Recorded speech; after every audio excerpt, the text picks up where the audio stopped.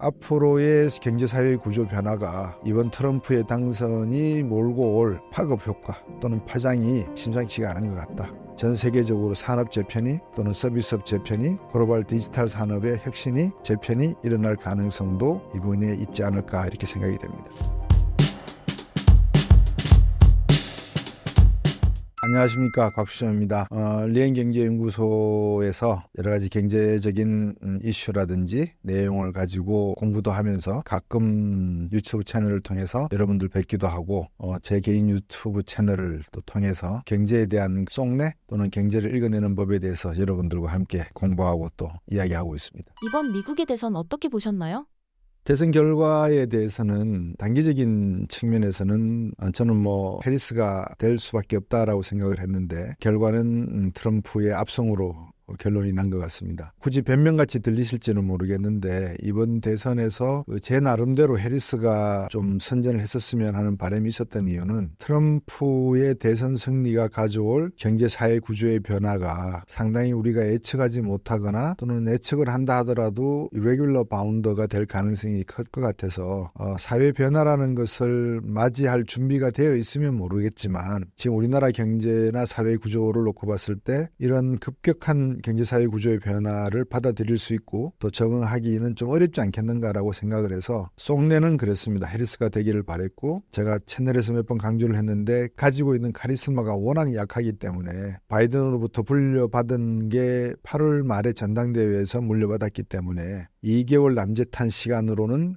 부족했지 않았나. 그리고 또 카밀라 해리스의 여러 가지 장점도 많겠지만 시간이 갈수록 단점이 좀 더 도드라지면서 트럼프가 그 틈새를 파짓고 들어가는 전략이 적중하지 않았나 싶습니다. 예를 들면 환경미화원 이슈를 가지고 프레토리코가 쓰레기 같다는 이야기를 하고 그렇지만 바이든이 그걸 받아서 너희가 쓰레기다 그런 이야기를 했고 또 트럼프는 그거를 희화화해서 환경미화원 복장을 입고 즉 쓰레기를 치우러 가는 자동차에 트럭에 타고 있는 이런 모습을 보면서 전략적 유연성이라든지 하나의 노이즈 마케팅이라는 측면에서도 트럼프가 상당히 유리했구나 했는데 결론도 역시 트럼프가 우세한 걸로 난 것 같습니다. 개인적으로는 좀 아쉽습니다. 미국인들은 트럼프를 더 지지하는 상황이었나요? 트럼프의 핵심 전략이라 그럴까요? 제가 나름대로 보기에는 옛날에 그 매너포드를 제가 만났을 때도 그렇고 트럼프의 전략은 상당히 마이크로스코픽합니다. 그러니까 아주 미시적이고 좋게 표현하면 섬세하다 그럴까요?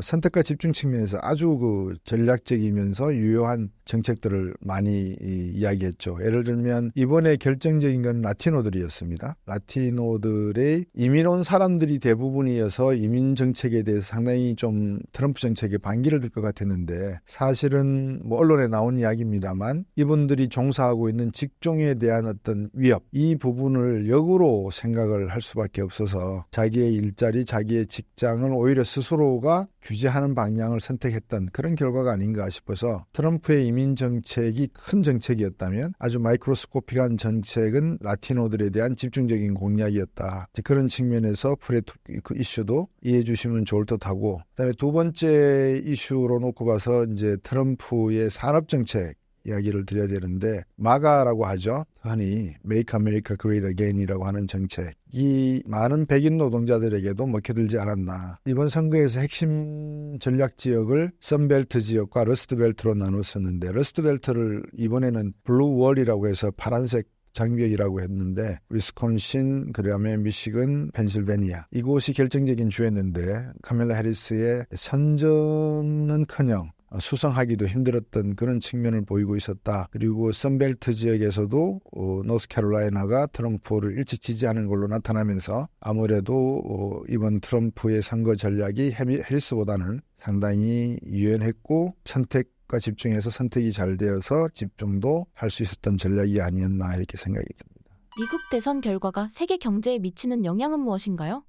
제가 앞에서 이제 경제사회 구조의 변화가 예상이 된다고 말씀을 드렸잖아요. 이제 이거를 줄여서 TSMC라고 제가 줄여서 말을 해요. T는 타리프를 말하는 거예요. 이제 보호무역 정책이 아마 대표적인 트럼프의 정책이 될 건데 지금 백악관에 입성하기 전에 인수위 시절에 나오는 인선 내용을 살펴봐도 상당히 보호무역 지향적인 인사들이 USTR이라든지 무역대표비라든지 입법하는 분야에 있어서의 정부 기관에 들어갈 가능성이 높아 보이고 있고요. 그 다음에 그 S라고 하는 것은 이제 서플라이 체인을 의미하는데 중국에 대한 견제가 좀 더 강화되기 시작을 하면 지금까지 중국을 통해서 들어오던 어떤 공급선, 서플라이 체인이 상당히 좀 많이 변화가 불가피할 것 같아요. 중국으로서도 자국 생산 제품에 대한 관세 장벽이 커져가면 커져갈수록 인도네시아, 말레이시아, 타일랜드를 통한 우회 수출이 늘어날 거기 때문에 그런 측면에서 놓고 보면 중국 기업들도 해외 투자가 늘어날 수 있을까? 만약에 늘어난다면 중국 내부 경제 상황은 더욱더 악화될 수도 있다.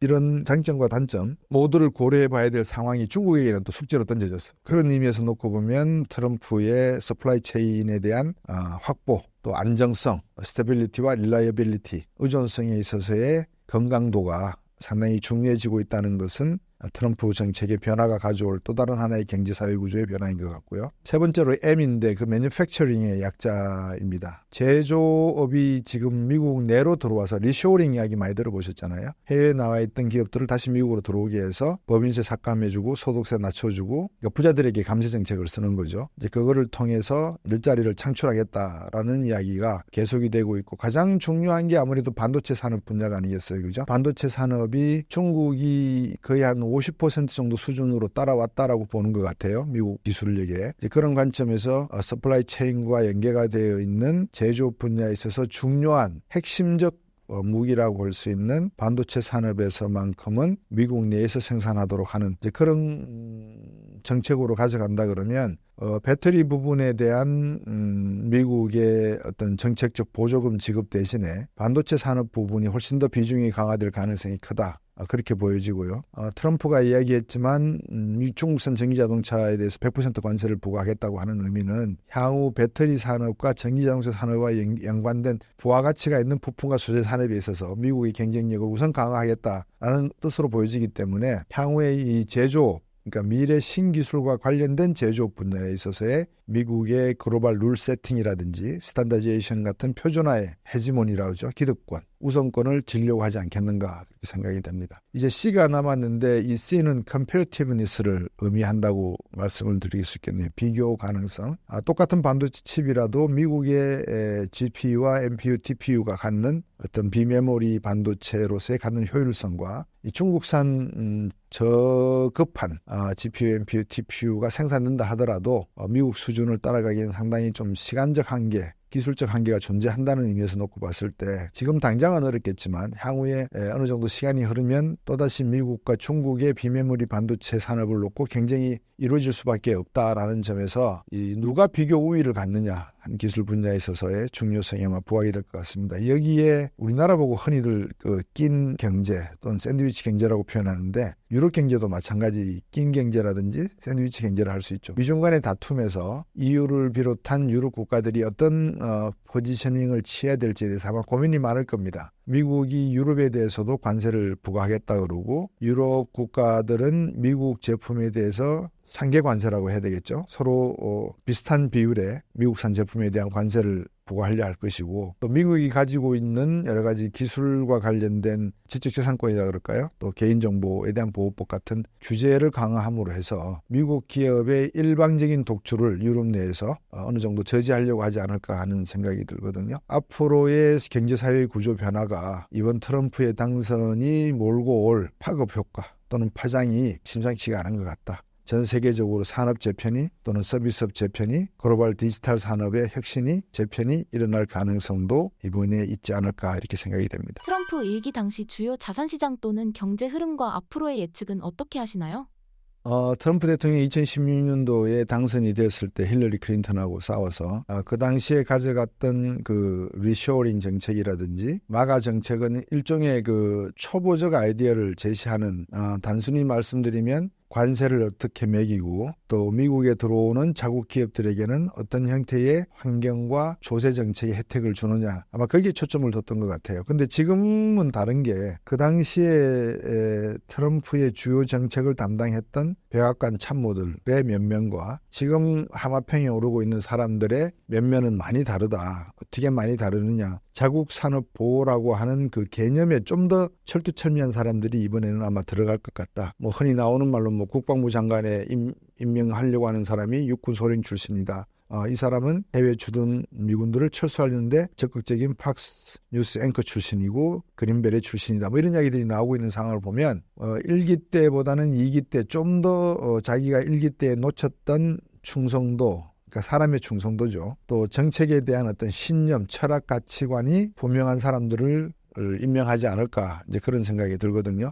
많은 분들이 지금 이야기가 나오고 있는 것 중에 제가 또 그런 이야기를 강조를 해드렸습니다. 일론 머스크가 어쨌든 DOJ 정부 효율 부서죠. 신설을 해서 라스와미하고 같이 대표를 맡게 된다는데, 이러면 뭐 잘 아시지 않습니까? 기업하던 분들이 이 정부의 어떤 주요 장을 맡게 되면 백지 신탁을 해야 되잖아요. 블라인드 트러스트 펀드라고 하는데, 이 블라인드 펀드를 만드는 데 있어서 일론 머스크가 뭐 만만치 않은 자산을 가지고 있기 때문에 힘들 거라고 생각이 돼요. 그렇지만 더치 디파트먼트 오브 거버먼트 이피션시의 기관이 상원의 인준이 필요 없는 정부 기관으로 만들어 놓음으로 해서 아마 일론 머스크의 입김이 상당해지지 않을까. 그러면 일론 머스크는 뭘 요구할까? 뭐 당연하죠. 규제 완화를 아마 지향하지 않을까 싶습니다. 왜 규제 완화가 필요하냐? 수많은 I 4.0 산업을 진행하는 데 있어서 개인정보법이라든지 조세정책이라든지 시장에 대한 독점 반독점법이라든지 여러 가지 이슈들이 존재할 수밖에 없지 않습니까? 이 부분에 대한 규제를 풀 수밖에 없다라고 한다면 트럼프와 일론 머스크의 공동정부, 연합정부 형태가 향후에 좀 더 우리가 공부하고 연구해봐야 될 그런 관심사를 많이 끄집어낼 것 같습니다. 향후 유망하게 보시는 산업은 무엇인가요? 여러분들께서 이제 유망산업에 대해서 관심이 많으신 걸로 알고 있는데, 제가 구체적으로 어떤 기업을 제시해 드리는 것보다 제가 늘 제 유튜브 채널이나 다른 채널에서도 말씀을 드렸던 내용을 반복해서 드릴 수밖에 없을 것 같아요. 그게 뭐냐면 일론 머스크가 하고 있는 산업이라고 하는 게 일단 미래 산업을 총체적으로 다 관리하고 있거든요. 예를 들면 스타링크 산업, 4,000m, 그러니까 40km 상공의 우주 인공위성을 4만 개 이상 뿌리겠다는 게 일론 머스크의 정책이고, 또 일론 머스크가 XAI라고 하는 인공지능 산업을 가지고 있고, 또 트위터를 인수해서 현재 SNS 분야의 서비스를 하고 있고, 여러분 누구나 잘 아시는 테슬라라고 하는 전기자동차도 가지고 있고, 많은 분들이 이제 트럼프 대통령이 전기자동차 배터리 보조금 폐지하겠다라는 말을 들으면 일론 머스크는 어쩌라고 이제 이렇게 생각하실 수 있는데, 일론 머스크가 이번 선거에서 2,000원 정도를 썼고 벌어들인 수입이 2조 달러가 넘는다라는 추정치가 있어서 일론 머스크로서는 믿지는 장사가 아니다라고 말씀드릴 수 있겠고요. 그리고 또 한 가지는 일론 머스크의 테슬라가 생각한 게 두 가지의 신차를 개발해서 발표할 거였거든요. 그게 뭐냐면 이제 버스하고 무인 자동차인데, 일반 택시인데, 가격대, 승용차 같은 경우는 가격대를 3만 불 이하로 해서 팔겠다고 하는 계획도 발표한 적이 있습니다. 지금 한 2만 5천 달러 정도대의 전기차를 생산해내려고 하는데, 그렇게 되면 우리가 생각했던 그 트럼프 대통령 집권 2기 동안에 나타날 전기자동차 산업, 무인자동차 특히 또 우주항공 산업 분야, 그리고 온라인 커뮤니티에서 발생할 수 있는 쇼핑, 문화 스포츠, 연예 오락 같은 사업도 좀 더 활성화될 가능성이 있지 않느냐, 그렇게 보여집니다. 트럼프 당선되면 전기차, 2차 전지가 악재라고 생각하는 분이 많은데요. 실제 국내 주식에 반영이 되었나요? 이런 말씀을 드리면 많은 분들이 어떻게 생각할지는 모르는데, 제가 생각하는 배터리라고 하는 기술력, 배터리에는 극히 4가지 파트가 있잖아요. 음극, 양극, 전해질, 분리막, 이 4가지 파트가 있는데, 모르겠습니다. 저는 뭐 테크니션이 아니기 때문에. 하지만 어줍잖게 주워 듣는 이야기로는 그런 기술력이 그렇게 뭐 아무도 못 쫓아올 기술은 아닌 걸로 제가 알고 있습니다. 그렇게 되기 때문에 뭐 중 내지 중하 정도의 수준의 기술력이기 때문에 배터리 산업이 그렇게 아주 첨단이라고 하기에는 좀 어려운 부분이 있는 것 같아요. 향후에 배터리 산업에 대해서는 트럼프가 공언했지 않습니까? 보조금 폐지하겠다고? 아마 폐지할 겁니다. 그러면 이제 전기자동차 시장은 끝이 나느냐? 중국의 전기자동차 생산량을 보시면 진짜 이거는 뭐 어마무시하거든요. 근데 지금 팔리지가 않고 있어요. 중국 전기자동차의 가격이 한 2만 달러 정도 되는 걸로 알고 있는데, 그 정도 낮은 가격에도 불구하고 세계 시장에서 시장 점유율이 아직까지는 테슬라에 미치지 못, 심지어 중국 내부에서도 그런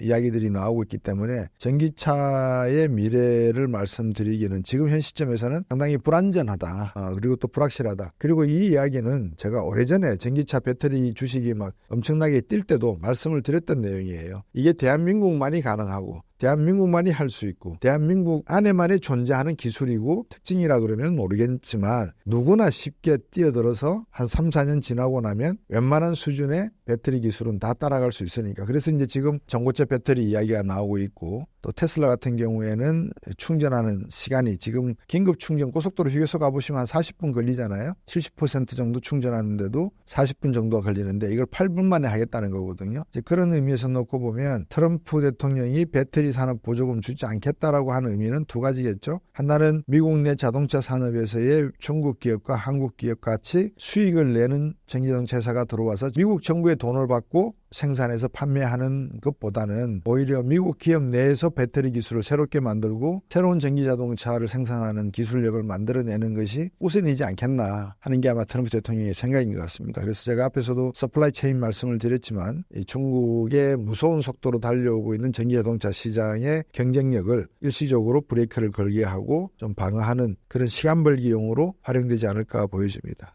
트럼프의 당선으로 대중국 정책이 강화될 것으로 예상되는데 향후 미중 패권 경쟁은 어떻게 흘러갈 것으로 예측하시나요?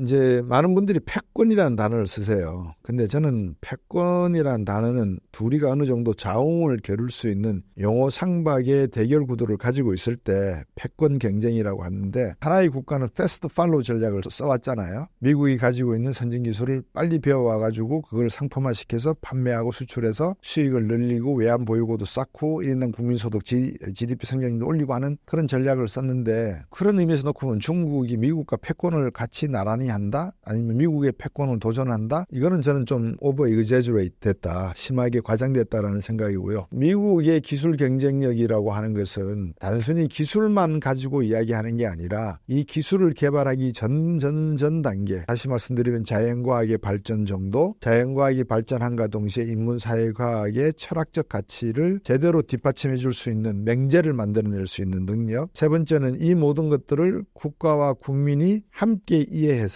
영어로 표현하면 on the same page인데요. 다 같이 이해를 해서 하나의 공감대를 만들어낼 수 있는 그런 환경이 미국과 중국을 비교해 봤을 때는 중국은 아직은 좀 멀지 않았느냐. 중국이 기술력은 인정을 할 수 있습니다. 달에 보이지 않는 어둠이 지는 뒷면에 우주선을 착륙시키기도 하고 중국의 화웨이나 샤오미, CATL, BYD 이런 굵직굵직한 기업만 보더라도 엄청난 잠재력을 가지고 있다는 것을 부인은 못하겠죠. 하지만 세계는 주먹만 세다고 해서 전쟁에서 이긴다는 그런 보장은 없습니다. 주먹이 세면 몸이 날렵해야 되는데 몸이 우둔하면 잠펀치에 결국 그로키 상태가 올 수도 있기 때문에 지금 중국이 접하고 있는 경제 상황이 그런 의미에서 놓고 보면 미국이 호락호락하게 숨통을 풀어줄 일은 없을 것 같다. 왜? 중국이 패권 경쟁자라서가 아니라 중국이 내놓는 제품들의 가격 경쟁력이 너무나 뛰어나기 때문에 이제 그런 측면에서 미국은 그런 가격 조절에 필요한 환율이라든지 금리 정책이라든지 수출에 대한 규제, 수입에 대한 규제를 위한 관세의 어떤 부과 이런 것들이 서로 다 맞물려 있다. 이렇게 이해하시면 좋을 것 같습니다. 중국은 부동산 문제도 경제도 어려운 상황인데 중국이랑 시진핑 입장에서는 난처한 상황이라고 보시나요?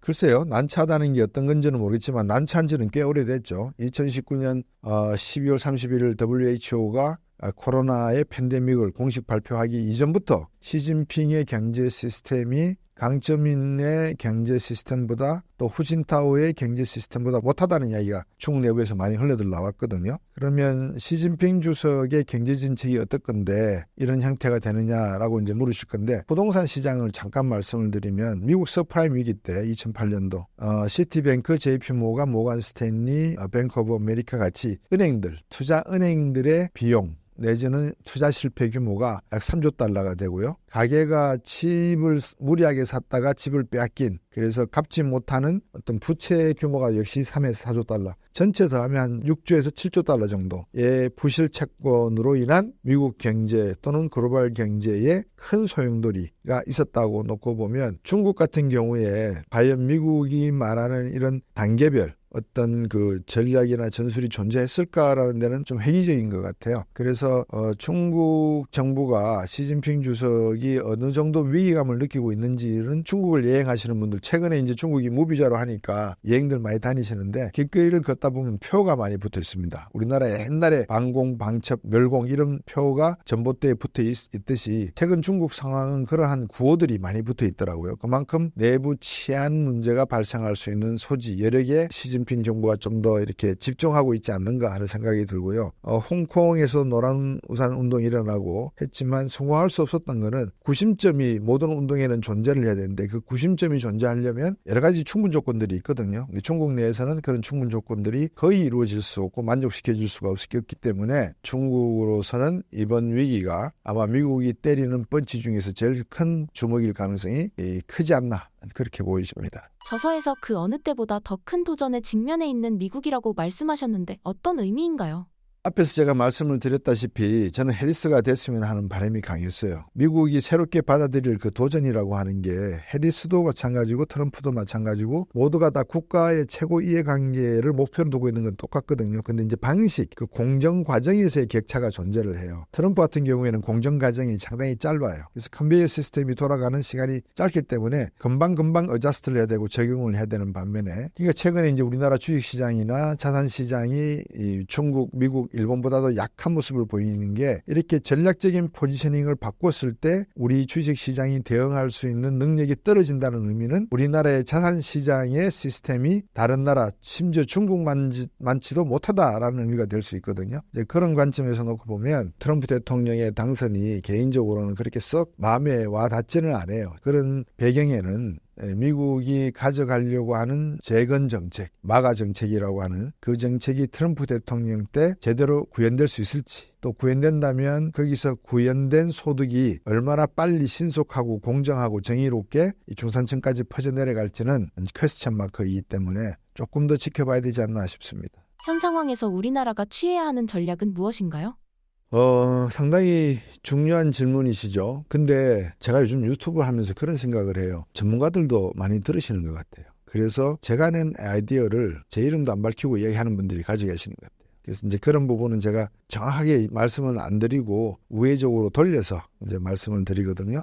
우리나라가 트럼프 대통령이 당선이 되면서 제일 먼저 신경 썼던 게 경제사회 구조가 어떻게 바뀔 것인가를 신경 쓴 게 아니에요. 뭐 아시겠지만 미국은 400개 되는 기관 중에서 300개 이상의 기업들을 변화시키고 폐지하고 하겠다. 그래서 어떤 시스템적인 전환을 준비하고 있거든요. 그리고 서플라이 체인을 통해서 안정적이고 의존적인 서플라이 체인을 갖겠다라는 의지를 표출함으로 해서 대중국 의존도를 낮추겠다는 이야기를 분명히 했고요. 이제 그런 과정 속에서 우리가 한 것은 무엇인가? 우리 정부가 또는 우리 기업들이 정부에게 요구한 것들, 미국이 저렇게 되게 되면 그 다음에 우리 한국 경제에 미칠 파급 효과는 아주 저 아랫단계에서는 금리와 환율이 되겠지만 그 윗단에서는 보호관세 조치, 또 보호무역 정책의 적용 가능성, 예를 들면 한미 FTA를 폐기하려고 하느냐 말려고 하느냐. 만약에 유지한다 그러면은 우리가 부담해야 될 분담금에 대해서 한미 FTA를 하나의 인질로 구금을 해놓고 아마 딜을 따로 하지 않을까 싶은 생각이 들거든요. 그래서 트럼프 대통령의 정책들, 소위 말하면 관세라든지 소득세라든지 아니면